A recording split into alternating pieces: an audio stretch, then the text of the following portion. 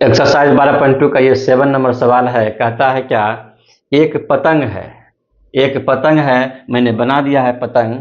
ये पतंग में जो है 3 भिन्न भिन्न शेडों का जो है कागजों से बनी है। इसमें 3 प्रकार का कागज का क्या किया गया है, यूज किया गया है। कह रहा है कि पतंग का ऊपरी भाग ये हो गया आपका, यहाँ से ऊपरी भाग हो गया, क्या है, ऊपरी भाग हो गया। कह रहा है कि 32 सेंटीमीटर विकर्ण का एक वर्ग है। ये क्या है, वर्ग है। आकृति जो है, भाग जो है 1 और 2 क्या है, दोनों को मिला करके क्या कहा है, ये वर्ग है। और इसका विकर्ण क्या है, 32 सेंटीमीटर है। तो लिख दीजिए क्या है, थर्ड जो है निचला भाग है। निचला भाग का जो है आप, ये क्या है, समद्विबाहु त्रिभुज है। यानी दो भुजा क्या है, बराबर है। जो दिया हुआ ये 6 सेंटीमीटर है, ये क्या है 6 सेंटीमीटर है, और नीचे वाला क्या है 8 सेंटीमीटर। तो कह रहा है क्या, तो ज्ञात कीजिए कि प्रत्येक शेड का कितना कागज प्रयुक्त किया गया है। यानी कि तीनों भाग का क्या करना है, हमें क्षेत्रफल ज्ञात करना है। तो इसका जो है बेसिक कॉन्सेप्ट थोड़ा सा सीख लीजिए कि क्या है। देखिए ये आपका वर्ग दिया हुआ है, इस पर विकर्ण क्या है 16 है। और क्या होता है कि वर्ग का विकर्ण क्या होता है, बराबर होता है और समद्विभाजक होते हैं। ये 16 है, ये 32 है, ये भी क्या होगा 32 होगा। अब ये भाग का क्षेत्रफल यदि हमको ज्ञात करना है, यहाँ से यहाँ तक की लंबाई क्या हो जाएगा 32 है ये विकर्ण का।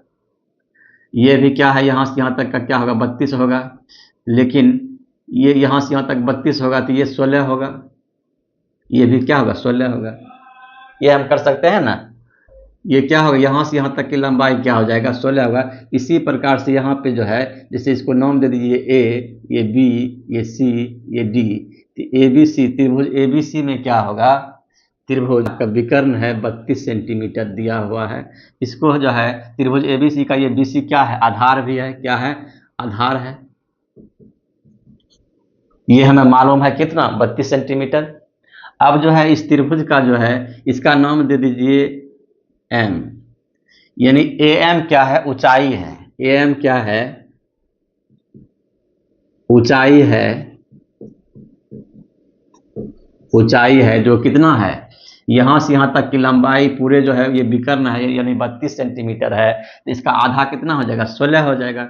ये आपका क्या हो जाएगा, 16 सेंटीमीटर हो जाएगा। अब देखिए, अब जो है लिखिएगा त्रिभुज ए बी सी का क्षेत्रफल बराबर क्या होता है, 1/2 गुना आधार गुना ऊंचाई होता है।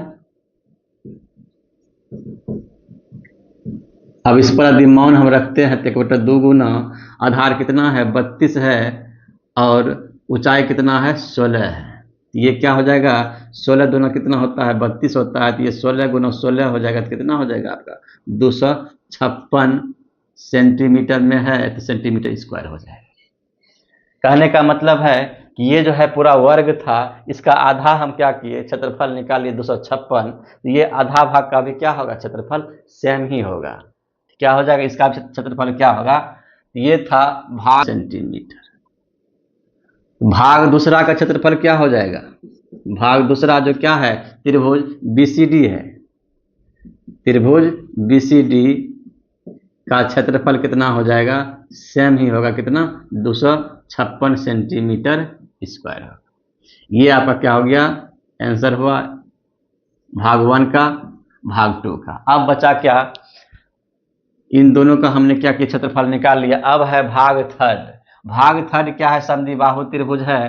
तो हम जो है इसे हीरोन का सूत्र से भी ज्ञात कर सकते हैं, और डायरेक्ट भी हम क्या कर सकते हैं, ज्ञात कर सकते हैं। तो क्या होता है, यहां से ज्ञात कर लीजिए।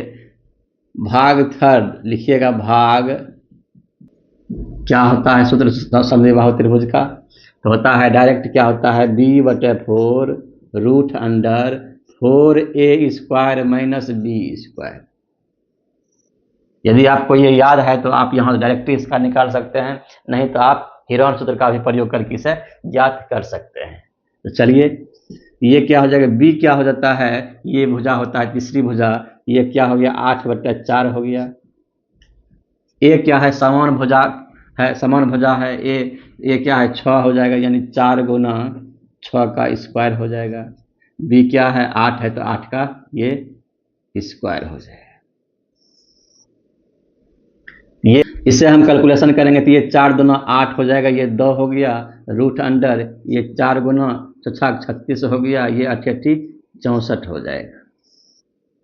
तो ये इसका सॉल्यूशन करेंगे हम तो क्या हो जाएगा, ये 2 गुना रूट अंडर ये जो है रूट 80 है, 2 रूट 80, इसे हम लिख सकते हैं 2 रूट 16 गुना 5, 16 85 होता है ना।